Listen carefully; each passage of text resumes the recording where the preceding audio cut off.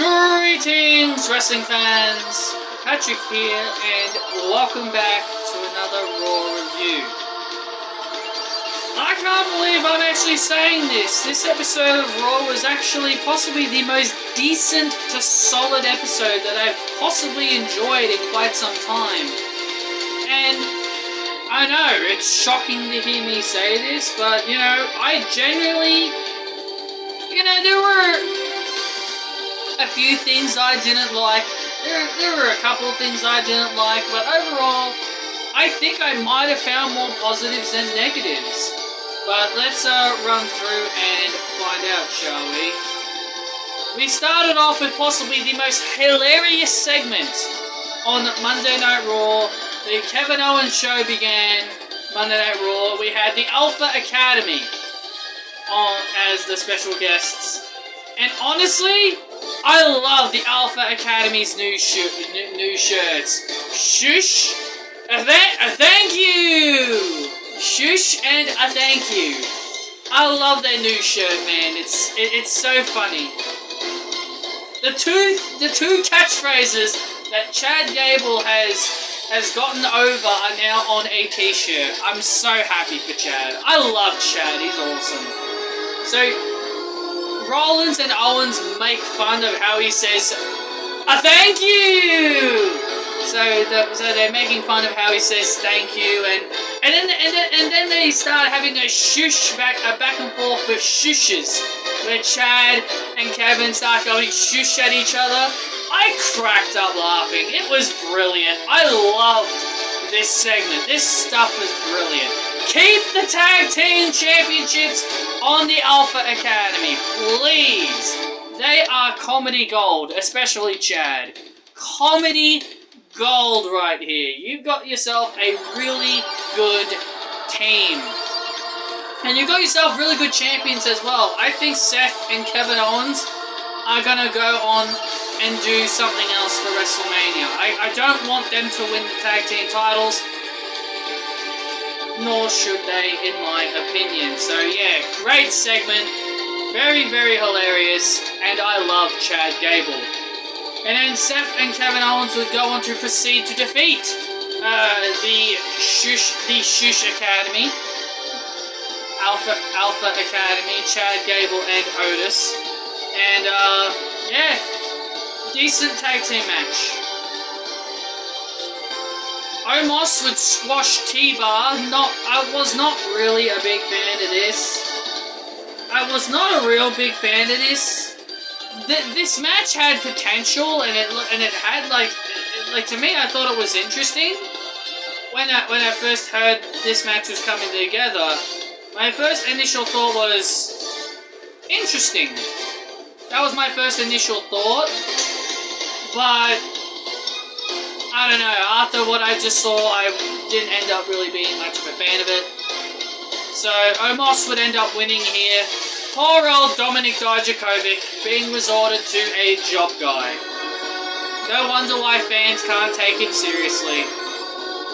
Not only his name is one thing that's hurting him, but how WWE are booking him. And yes, he's been off TV for quite some time, but man, he deserves so much better. He at least deserves a chance. I just hope they keep him on TV, but I don't know. But then we get Bianca Belair, Rhea Ripley, and Liv Morgan taking on Becky Lynch, Doudrop, and Nikki I'm Not a Superhero. The highlight of this match is Bianca Belair whipping the hell out of Becky Lynch with that braid. My God, that made me cringe in pain. Two things Monday Night Raw made me do today: laugh my ass off and cringe in pain. I have never cringed in pain and cringed at something in a long time. Bianca just full-on whipped Bianca full-on whipped Becky Lynch. It sounded like a gunshot going off.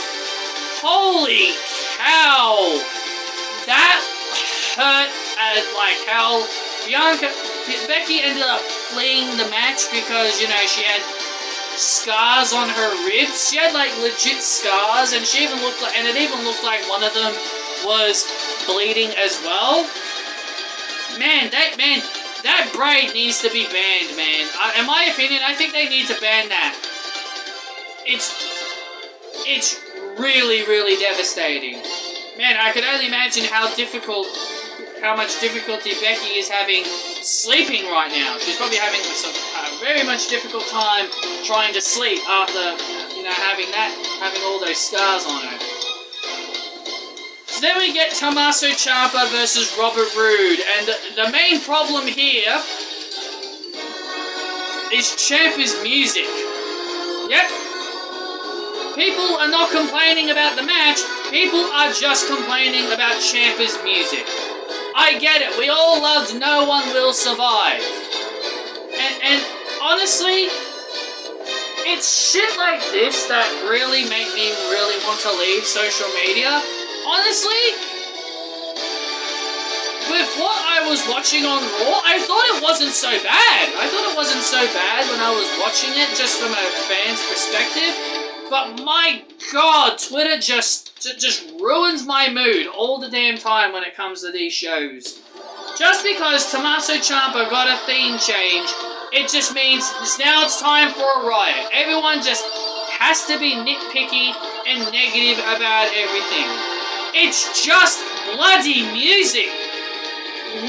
How the hell I do not understand why music is so important. I do not get it. I don't know why people overreact over music. People should know Def Rebel are now in charge of the music, and people should know CFO are no longer around. All the CFO soundtracks would still be around today if CFO didn't pack their bags and leave. But I digress. This match was okay. Roode versus Ciampa. Ciampa would end up winning the match here. In my opinion, the music shouldn't matter as long as A, Ciampa is on TV, B, he's being used, and C, he is winning. Same thing with Ricochet. I said the same thing about him. It shouldn't matter what his music is as long as he's being featured and he's winning. That should really be the main priority that everybody has. But no, everybody has to whinge and bitch and complain about freaking music. You want to listen to No One Will Survive? Just turn it on your Spotify. Just listen to it on your Spotify. Listen to it on your iPod. It ain't that difficult. Same thing about all the other theme songs everybody has cried about being replaced. I'm not saying WWE did the right thing by removing the song. Even I was surprised it was gone. But I'm not going to cry and have a little whinge about it. I'm not going to throw a fit like a 5-year-old about it. Yes, it sucks, but I'm not going to throw a 5-year-old childish temper tantrum about it. So Ciampa ended up winning. At least that's a good sign. Reginald and Dana Brooke beat Akira Tozawa and Tamina in a mixed tag. Honestly, nobody cares. This is where WWE started. This is where Raw started to fall down for me. The mixed tag. This here with the Miz and the Mysterios. I'm sorry, I just don't care for the Mysterios. I'm trying to get into Dominic, but I just do not care. Like, I used to love Rey Mysterio growing up, but I really just do not care for them anymore. I just do not care for them anymore. I just do not care for Dominic. Like, yes, he's the future, but Jesus Christ, man, I just cannot enjoy the Mysterios anymore. The Miz has always been annoying, but at least I can praise him when he does something that I actually really like. Like, his promos are definitely great. Miz is definitely the best at promos in this time period, but I just can't get into this. Especially with Logan freaking Paul! Logan freaking Paul is the Miz's tag team partner. Yes, I didn't review Raw last week, but Jesus, you waste a WrestleMania spot on him, Logan Paul. Unbelievable, man. So the Hurt Business would win this tag team match. The Street Profits defeated RK Bro. I'm hearing Randy Orton might be injured. If that's the case, I am not going to be very, very happy. And now we get to the good stuff. Yeah, so that was all the shitty stuff I really didn't care for. And now we can finally get to some other stuff I actually enjoyed. That was Damian Priest turning heel on Monday Night Raw. Finn Balor is the new United States Champion. I'm happy about that, man. This is exactly what I wanted. I wanted Finn Balor to win the title. I got tired of Damian Priest as champion. I didn't really enjoy his reign all that much. Yes, he defended it a lot more often than the other champion that everybody got so mad about. You know, the pale Irish guy that never defended his title. Yes, he defended it more times than him. But I didn't really enjoy Damian's reign. I didn't really enjoy it all that much. He didn't really have classics. When you do open challenges, you're supposed to deliver, like, if you're going to have open challenges as your main priority when you are the champion, the people you're wrestling, you know, need to be good opponents, and the match quality themselves need to be good. But Damian didn't really have that, in my opinion. It was like, you knew he was winning all these matches. I didn't really feel he was in peril of losing the title in any of his open challenges. And really, none of his opponents outside of AJ Styles and maybe Robert Roode were really any legitimate. So, yeah, that's kind of why I didn't really enjoy his reign all that much. And the matches he had weren't really classics either.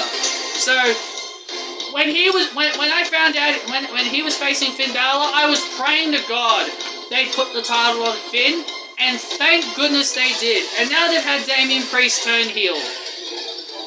I believe Damian Priest fits better as a heel. I mean, he did some heel stuff in NXT, so I feel like this could be the shot in the arm that Damian Priest needs. And hey, maybe I'll like Damian Priest now that he is a heel. And in the main event is AJ Styles. He accepts Edge's open challenge for WrestleMania. Then Edge just completely snaps and turns heel. Yes, Edge, Mr. WWE Hall of Famer himself, has turned heel. He's probably the first Hall of Famer to actually turn heel and stop being cheered by the audience just because he's a Hall of Famer. I'm actually happy about this, to be completely honest. I actually prefer Edge as a heel. I actually have legitimate reasons to legitimately boo him now. I still don't like him.